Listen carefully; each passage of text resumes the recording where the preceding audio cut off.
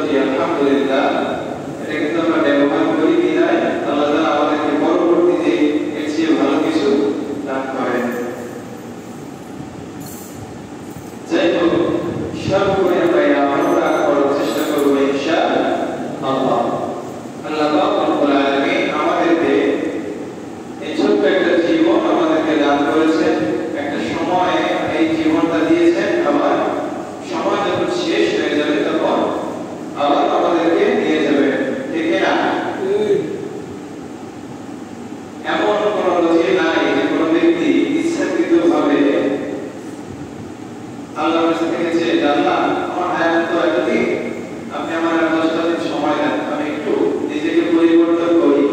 কারণ আপনি আমাকে যেইটুকু হায়াত দিয়েছেন, আমি এই সময়টুকুর ভিতরে আমি আসলে আপনাকে রাজি খুশি করার মতো এরকম কোন আমল এখন পর্যন্ত আমি করতে পারি নাই। ও মালিক, আপনি আমাকে তৌফিক দিন, আমাকে একটু হায়াত দিন, যে হায়াতের ভিতরে আমি আপনাকে রাজি খুশি করতে পারি। এরকম কোন নজির আছে? চাইলে কি আমরা পাবো? পাবো না। এজন্য যদি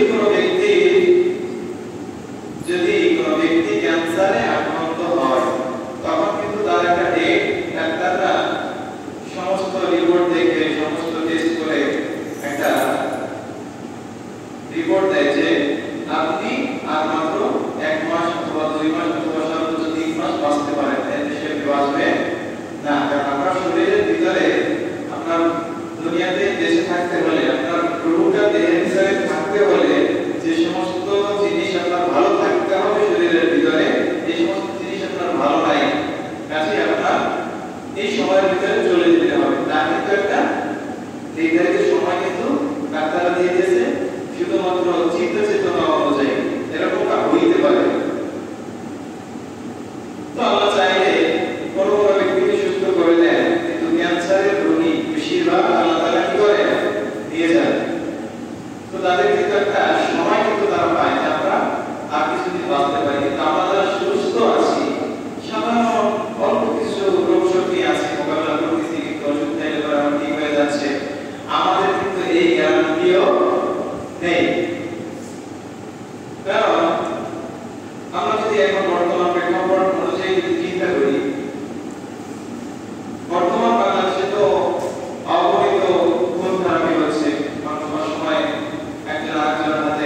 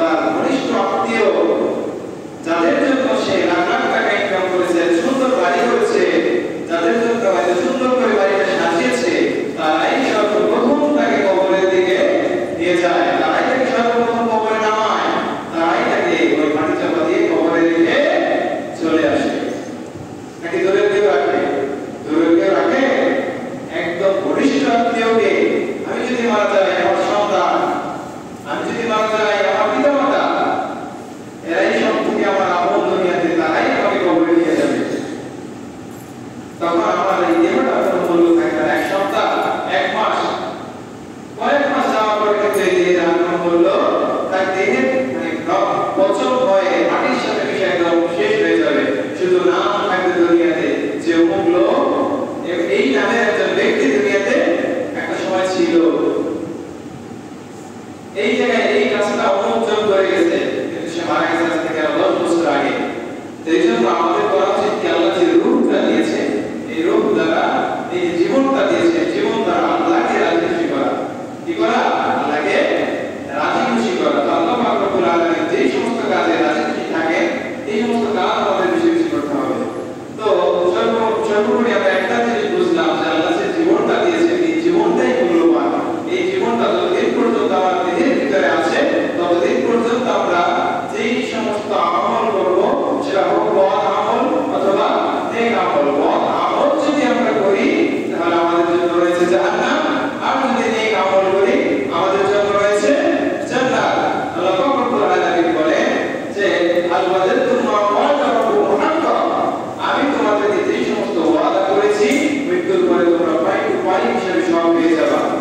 জান্নাত এবং জাহান্নামের মাঝখানে রেখে শুধুমাত্র মৃত্যু নামক যে বিষয়টি রয়েছে, মৃত্যু নামক যে প্রাণীটি রয়েছে, এই জান্নাত এবং জাহান্নামের মাঝখানে রেখে কুরবানি করা হবে, জবাই করা হবে।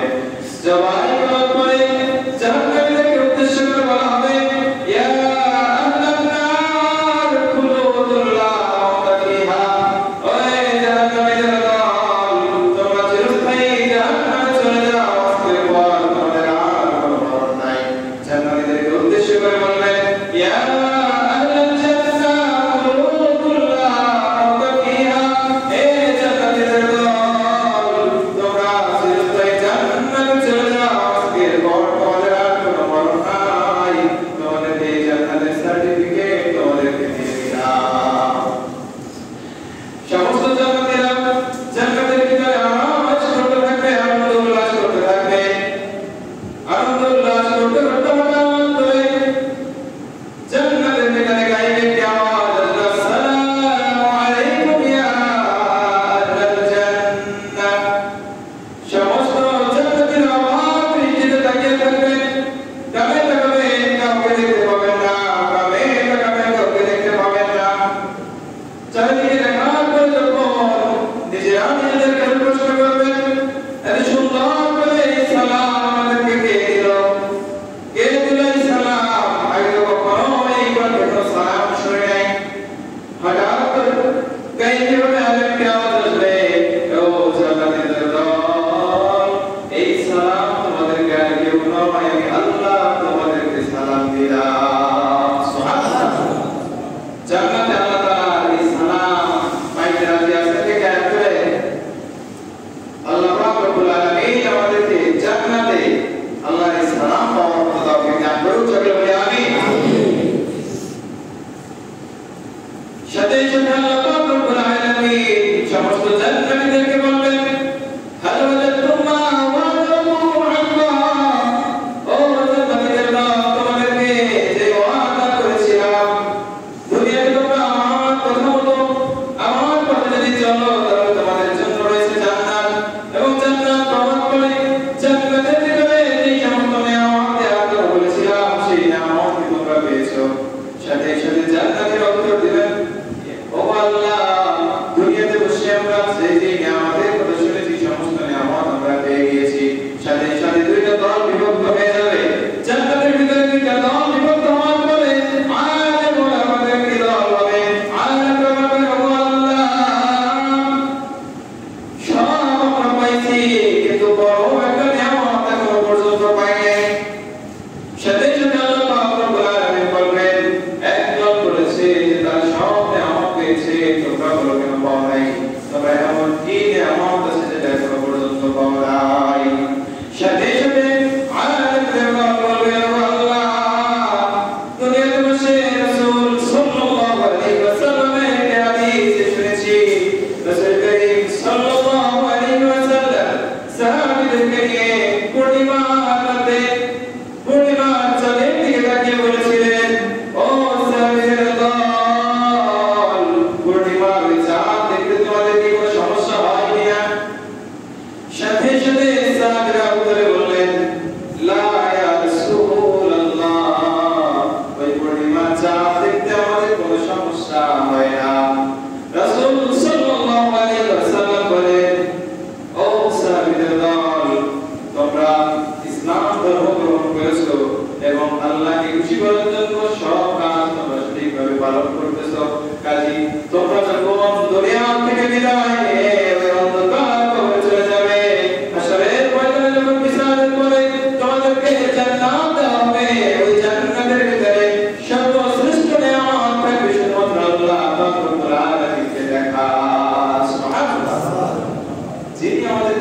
করেছেন, যিনি আমাদেরকে সৃষ্টি করেছেন, যিনি আমাদের রব, এই রবকে দেখার ইচ্ছা আকাঙ্ক্ষা মনের ভিতরে আমাদের আছে না?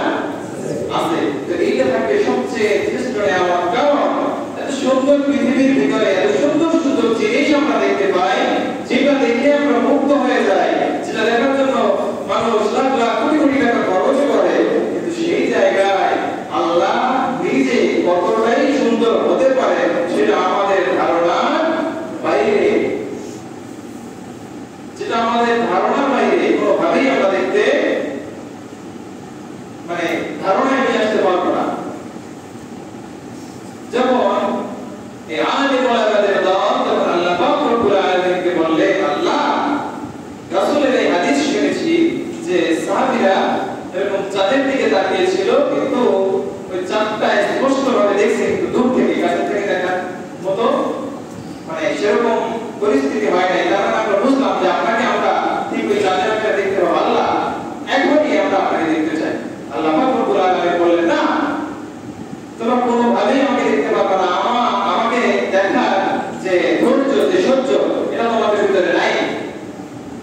সাথে সাথে জান্নাতীরা বলবে, আল্লাহ আমরা পারবো। মানে জান্নাতীরা এমন ভাবে আবদার করবে, আল্লাহ পাক রব্বুল আলামিন একটা সময় সূর্যের রূপের তাজাল্লি দিবেন, এমন একটা ঝলক দিবেন, এক ঝলকে সমস্ত জান্নাতীরা বেহুশ হয়ে যাবে। বেহুশ হওয়ার পরে কিছু সময় পরে যখন তারা উত্থান করে বলবে, ও জান্নাতীরা, তোমরা চাইলেই আমাকে এইভাবে দেখতে পারবে না, রাসূলের হাদিস তো কোনো মিথ্যা নয়। ওই যখন পূর্ণিমার চাঁদ যেরকম দূরের থেকে দেখতে সুন্দর, আমি সেইভাবেই তোমাদের সামনে দেখা দেব। আমি তোমাদেরকে ইনভাইট করলাম, আমি এমন একটা মাঠের আয়োজন করতেছি, যে মাঠের নাম মসজিদ আল-মিন মসজিদ। এই মসজিদ নামক মাঠের ভিতরে তোমরা দুনিয়াতে যেরকম ইসলামের দাওয়াতের জন্য যে সমস্ত মাহফিলের যে সমস্ত ইভেন্ট তোমরা তৈরি করেছিলা, সুন্দর করে সাজিয়েছিলা, হ্যাঁ, তো আমি এরকম একটা মাঠ তোমাদের জন্য সাজিয়ে রেখেছি। তোমরা তো দুনিয়াতে উপভোগ করেছো, অনেক কষ্ট করেছো ইসলামের জন্য, দ্বীনকে কায়েম করার জন্য অনেক কষ্ট করতে হয়েছে, যুদ্ধ করতে হয়েছে। তো সেই জায়গা থেকে তোমাদের যে পাওনা রয়েছে, আমি তোমাদের জন্য সুন্দর একটি মাঠ সাজিয়ে রেখেছি। তোমাদেরকে আমি দাওয়াত দিলাম, তোমরা আসবে আমার দাওয়াতে, সেখানে তোমাদের সাথে সাক্ষাৎ হবে, দেখা হবে। সেটাই থাকবে তোমাদের জন্য সর্বশ্রেষ্ঠ যে নিয়ামত রয়েছে জান্নাতে, সেখানেই তোমাদেরকে দেওয়া হবে। সমস্ত জান্নাতীরা প্রস্তুতি নিলেন, আল্লাহ রাব্বুল আলামিনকে দেখবেন, প্রস্তুতি গ্রহণ করলেন। তো এই মাঠ এত বড়ই মাঠ, যেটা সাধারণত একদিন রাসূল করিম সাল্লাল্লাহু আলাইহি ওয়াসাল্লাম বসা, সাথে সাথে জিবরাইল আলাইহিস সালাম চলে আসেন, একটা মানচিত্র অথবা একটা প্লেটের মতো একটা মানচিত্র নিয়ে আসেন, এসে রাসূল সাল্লাল্লাহু আলাইহি ওয়াসাল্লামের কাছে হাজির। ইয়া রাসূলুল্লাহ, ইয়া হাবিবাল্লাহ, এই যে দেখেন। সাথে সাথে রাসূল সাল্লাল্লাহু আলাইহি ওয়াসাল্লাম বললেন, এটা তুমি কি নিয়ে আসছো? সমস্ত বিষয়ের উপরে তো তোমার একটা কথা থাকে যে এই বিষয়ের উপরে, এই বিষয়ের উপরে, কিন্তু এটা কি নিয়ে আসছো? এটা কি? বলছে, ইয়া রাসূলুল্লাহ, আল্লাহ পাক রব্বুল আলামিন আমাকে ৬০০০ টাকা দিয়ে আমাকে তৈরি করেছে, কিন্তু আমি যে দুনিয়া দিয়ে এত আসি যাই, আমার একটা টাকা শক্তি আজ পর্যন্ত কমে নাই, তো দুর্বল হয় নাই, আমি আসতে আমার কষ্ট হয় না। তো আল্লাহ পাক রব্বুল আলামিনকে আমি একটা প্রশ্ন করলাম, আল্লাহ আপনি আমাকে ৬০০০ টাকা দিয়ে তৈরি করলেন, এতগুলো টাকা দিয়ে আমি কি করব?